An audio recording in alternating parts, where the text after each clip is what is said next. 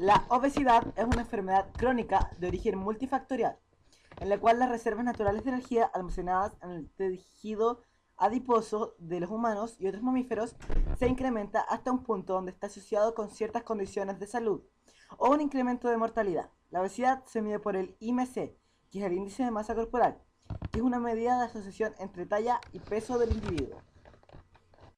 Enfermedades por causa de la obesidad. La obesidad es un síndrome de etiopatogenia multifactorial caracterizado por un aumento del tejido graso. Esta anormalidad de la composición corporal se acompaña de variadas manifestaciones patológicas. La obesidad está claramente asociada con hipertensión, hipercolesterolemia, diabetes mellitus no insulino dependiente y aumento de algunos cánceres y otros problemas médicos. En consecuencia, esta patología en forma directa o a través de sus enfermedades asociadas reduce las expectativas de vida de quienes la padecen. La obesidad es una de las principales causas de muerte en todo el mundo. Se calcula que en 2009 murieron por esta causa 19,1 millones de personas, lo cual representa un 29% de todas las muertes registradas en el mundo, siendo 8,2 millones de esas muertes se debieron a la cardiopatía coronaria y 5,7 millones a los accidentes vasculares cerebrales. La muerte por obesidad afectan por igual a ambos sexos y más del 82% se producen en países de ingresos bajos y medios. De hecho, se calcula que en 2030 morirán cerca de 23,6 millones de personas por obesidad, sobre todo por cardiopatías, y se prevé que sigan siendo la principal causa de muerte. Diabetes mellitus. La experiencia clínica y epidemiológica ha demostrado una indiscutible asociación entre obesidad y diabetes mellitus, no insulino dependiente e intolerancia a la glucosa. Grados moderados de obesidad puede elevar el riesgo de diabetes hasta 10 veces y el riesgo crece mientras mayor es la intensidad de la obesidad. También se relaciona al tipo de obesidad en cuanto a la distribución de la grasa corporal, siendo mayor en obesidad de tipo toracoabdominal. Los estudios de sensibilidad a la insulina y de clan euglicémico son concordantes en demostrar que la obesidad genera una resistencia a la insulina. Esto se debe a un defecto de acción insulínica, especialmente a nivel postreceptor, demostrada especialmente en el músculo esquelético. La resistencia a la insulina genera una hiperinsulinemia compensadora, con sobreestímulo de la célula beta de páncreas y también una reducción del número de receptores periféricos a la insulina. Si esto se conjuga con un defecto genético o adquirido de secreción insulínica, aparece una intolerancia a la glucosa y posteriormente una diabetes.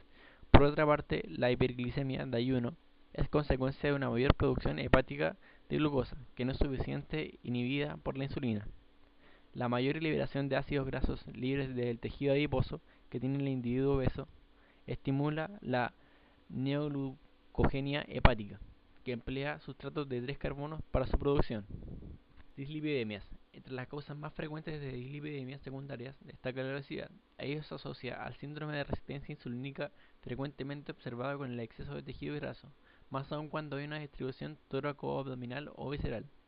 Lo más frecuente de observar es una hipertrigliceridemia con aumento leve de colesterol total, pero con una notoria disminución del colesterol de HDL, y por incremento de triglicéridos se debe a una mayor síntesis hepática, proveniente de un aumento de la oferta de ácidos grasos libres en un estado de hiperinsulinemia por resistencia insulínica. Aumenta la secreción de VLDL y por ello lo destacable es la hipertrigliceridemia. La reducción de colesterol HDL es explicable por la hipertrigliceridemia, ya que es en estas circunstancias y por transferencias intravasculares de lípidos, las HDL reciben triglicéridos y aceleran su catabolismo a través de una mayor actividad de la lipasa hepática. Por otra parte, algo similar sucede con la LDL, que reciben triglicéridos, son metabolizados parcialmente por la lipasa hepática y se transforman en LDL pequeñas y densas, que tienen un mayor potencial aterogénico. Hipertensión arterial. La asociación entre obesidad e hipertensión arterial es un hecho frecuente. Stamler describe la prevalencia de hipertensión en una población norteamericana cercana a 1 millón de personas, determinando que los obesos entre 20 y 39 años presentan el doble y entre 40 y 64 años un 50% más de hipertensión que los sujetos de peso normal. Hay estudios longitudinales que demuestran que el aumento de peso produce un significativo incremento de la presión arterial, mientras una baja de peso de pacientes obesos reduce las cifras tensionales. Los mecanismos patogénicos no son claros, pero se ha postulado que la obesidad podría explicar esta asociación al generar resistencia insulínica, con la consiguiente hiperinsulinemia. La insulina reduce la excreción renal de sodio y a través de ello podría expandir el volumen extracelular y la volemia, aumentando el gasto cardíaco y la resistencia periférica, que son las principales componentes reguladores de la presión arterial. Además, la hiperinsulina aumenta el tono simpático y altera los iones intracelulares, lo que aumenta la reactividad vascular y la proliferación celular. Todo lo anterior favorece la hipertensión. Sin embargo, hay argumentos que discuten el rol de la hiperinsulinemia, como son algunos experimentos en animales y la ausencia de hipertensión en pacientes con insulinómeas. A pesar de todo, es un hecho indiscutible que una de las medidas más efectivas para mejorar la hipertensión en un individuo obeso es la reducción de peso, más aún en pacientes con dietas hipocalóricas muy restrictivas de vigilarse la aparición de hipotensión ortostática. Enfermedades cardiovasculares. Ha sido motivo de controversia si la obesidad por sí misma es un factor de riesgo independiente de cardiopatía coronaria, aterosclerótica o ejerce su influencia como un elemento condicionante de otros factores, especialmente hipertensión arterial, diabetes y dislipidemias. El estudio de Framingham demostró prospectivamente que por cada 10% de incremento del peso, la presión arterial aumenta 6,5 mg/Hg, el colesterol plasmático 12 mg/dl y la glicemia 2 mg/dl. La controversia para aceptarla como un factor de riesgo independiente se debe, en otros aspectos, a diferencias en los diseños, especialmente en tiempo de la observación epidemiológica y en la edad de ingreso de los individuos en estudio. El impacto es mayor cuando se incorporan individuos jóvenes, menores de 40 años, y especialmente cuando el análisis se realiza en poblaciones con seguimientos de mayores a 10 años. Así Case encontró en 1972 que la obesidad en hombres de poblaciones europeas y norteamericanas se comportó como un factor de riesgo independiente de cardiopatía coronaria, pero que la mitad de su efecto era mediado por incremento de colesterol, de la presión arterial e intolerancia a la glucosa. Raskin, el estudio de Manitoba en una población de hombres jóvenes, demostró que el índice de masa corporal fue el predictor de enfermedades coronarias ajustado por edad y presión arterial. Solo después de 16 años de seguimiento, Hubert, analizando la población de Framingham, también encontró una asociación independiente, luego de 10 años de observación, demostrando que en hombres la incidencia de enfermedades cardiovasculares se duplica en sujetos con índice de peso relativa mayor a 130, al compararlos con los índices menores a 110.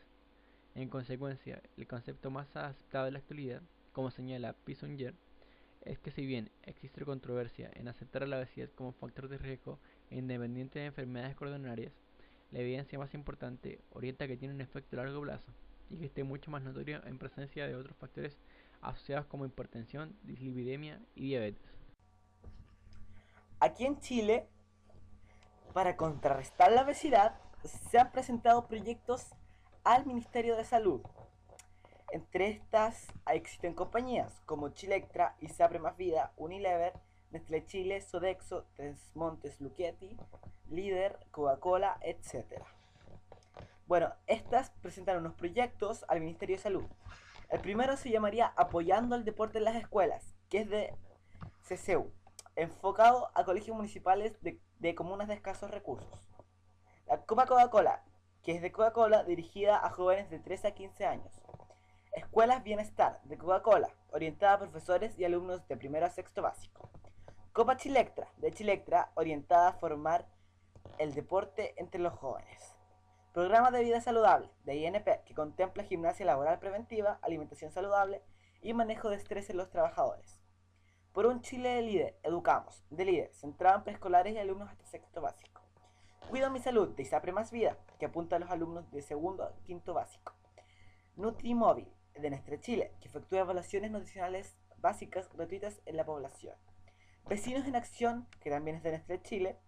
Así da gusto vivir, de Sodexo Paz, que promueve estilos de vida saludables en los empleados de las empresas.